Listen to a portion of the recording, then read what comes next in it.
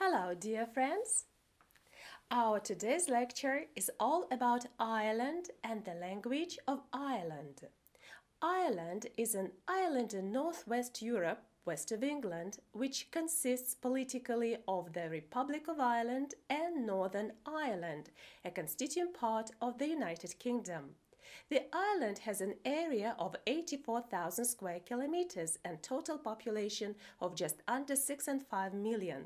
Geographically, the country consists of the flat central area, the Midlands, and mountainous jagged western seaboard, and a flat east coast with Dublin, the largest city, in the center of the east, and Belfast, the main city of Northern Ireland, in the northeast. The main ethnic groups are Irish and Ulster Scots. There are speakers of Ulster English and Northern Ireland, but they do not constitute a recognizable ethnic group today. Before the arrival of Norman and English settlers in the late 12th century, Ireland was entirely Irish-speaking. In subsequent centuries, both French and English established themselves, the latter concentrated in towns on the east coast. The linguistic legacy of this is an archaic dialect area from Dublin down to Waterford. English subsequently declined, and it was not until the 17th century that it became the dominant language in the entire island, due to increased settlement of English in the center and south and the movement of tens of thousands of lowland Scots to Ulster. These facts justify division of the history of English in Ireland into two periods, 1200, 1600 and 1600 onwards. The documents for the first period are scant. For instance, Kildare Poems, a collection of medieval poems containing 313 manuscripts, now in the British Library. These were written in Eastern Ireland in the early 14th century. The reference in the title is to the county of Kildare, with which the poems have traditionally been associated. They are the main documents of medieval Irish English. After 1600, the language shift to English gained momentum and was to continue unabated to the present, with the Great Famine 1845 resulting in a great reduction in the number of Irish native speakers through death and immigration to Britain and North America. The lack of regular schooling for the native Catholic Irish before the 1830s meant that the language shift occurred in a non-prescriptive environment for adults, leading to much syntactic and phonological transfer. Northern Ireland. Since 1922, Northern Ireland has been a constituent part of the United Kingdom.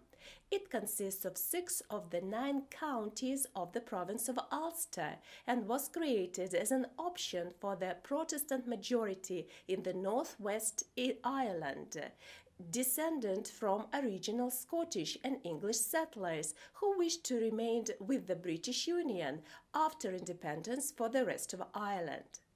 Republic of Ireland is a state occupying above 5/6 of the island of Ireland.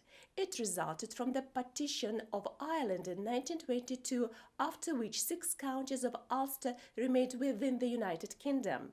The county has an area of 700 square kilometers and a population of 4.5 million, of which approximately 1 in 8 live in the large metropolitan area of Dublin. Irish and English are official languages. English is now spoken natively by over 99% of the Irish-born population. Contemporary Ireland includes a considerable number of immigrants from Eastern Europe, mainly from Poland, who came to work after accession to the European Union in 2004. Irish English is a cover term for varieties of English spoken in Ireland.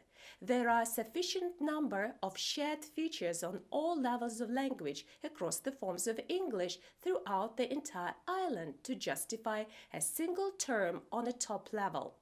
On the next level below this, a distinction can be made between English in Ulster, both Ulster English and Ulster Scots, and varieties in the south. The latter can be subdivided into an East Coast dialect area from Dublin to the southeast corner, reflecting the period of earliest English settlement, and the southwest, west and northwest, which are areas to which the Irish language survived longest, and where varieties are spoken which show mainly features deriving from the historical shift from Irish to English. Dublin English is a reference to varieties of English spoken in Dublin, the capital of Ireland. The English language was taken to Dublin in the late 12th century by English speakers who came during the Anglo-Norman invasion of Ireland. Although Irish were spoken throughout Ireland then, and in the ensuing centuries, English maintained a firm foothold in the city.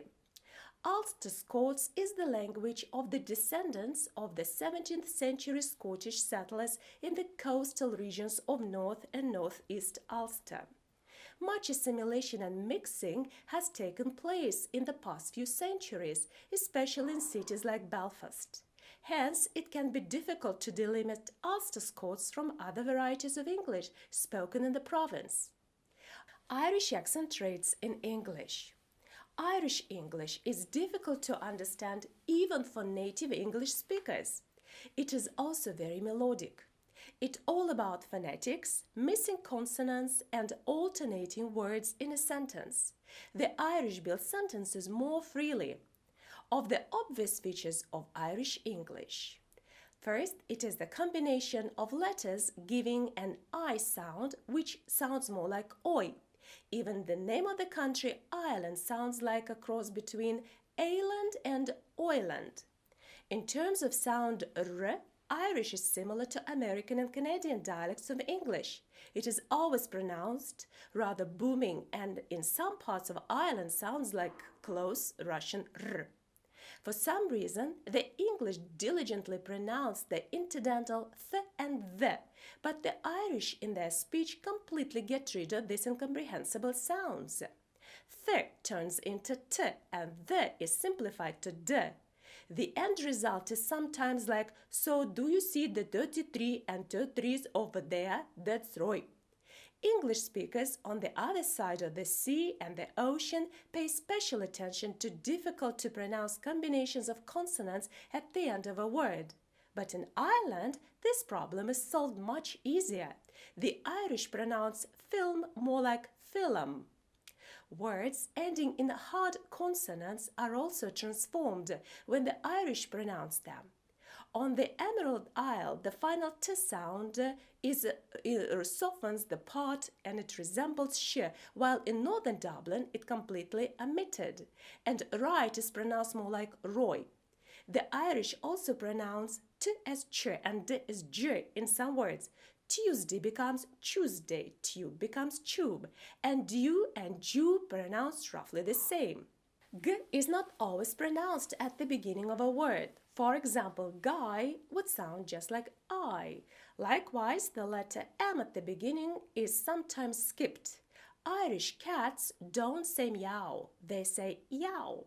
In English, of course, there are very few unambiguous reading rules that work in any situation, but the standard pronunciation implies that the letter U is read like A.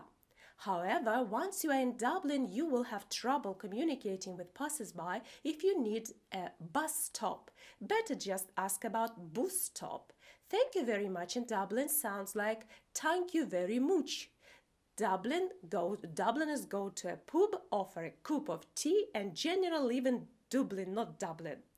Features of the Irish language are Irish Gaelic is the historically native language of the Irish, and the Irish English translation of the language name.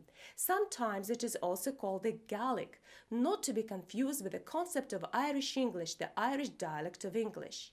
Today, more than half of Irish people say they speak English better than Gaelic. But the mixing of these languages has influenced both Irish and English. That's what came out of it.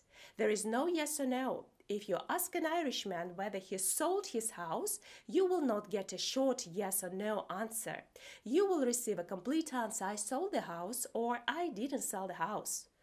The next feature is wrong word order in a sentence. We are all used to the fact that English has its own specific word order: subject, verb, object. In Irish English, you may hear another: verb, subject, object. Instead of I saw a bird, you will hear saw I a bird. Instead of I always speak Irish, you will hear speak I Irish always. Your doesn't matter.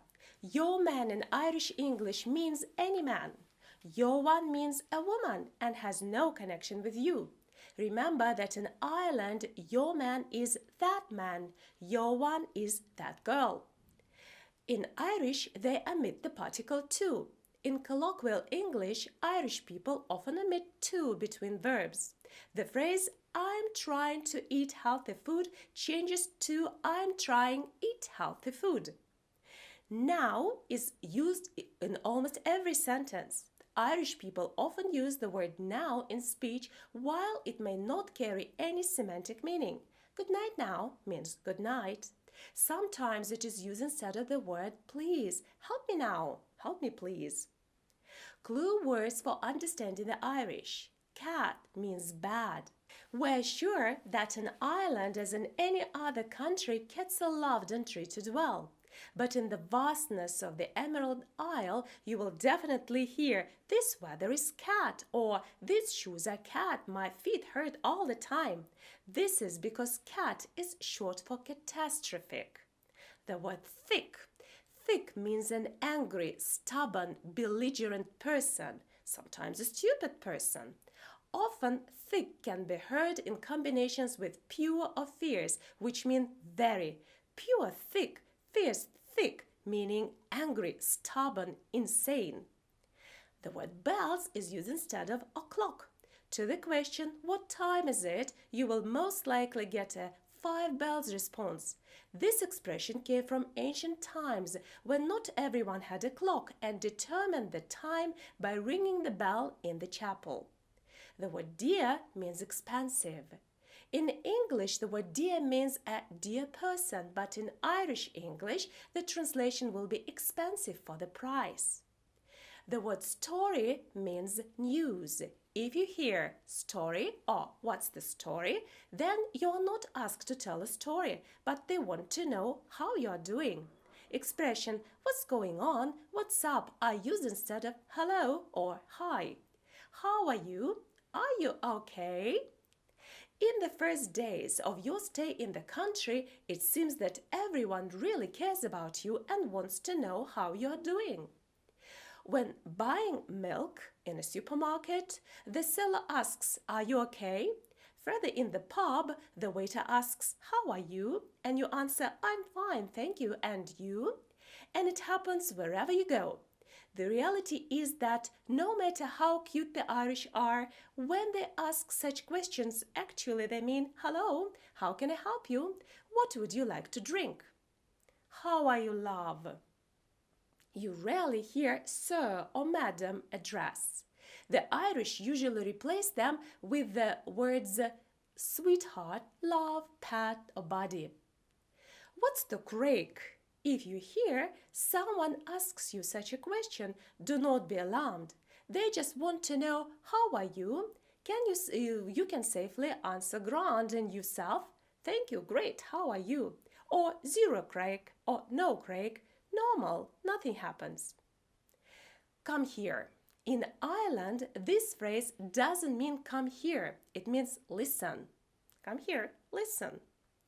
You are a right person. If someone threw after you, "You are a right person," do not be embarrassed.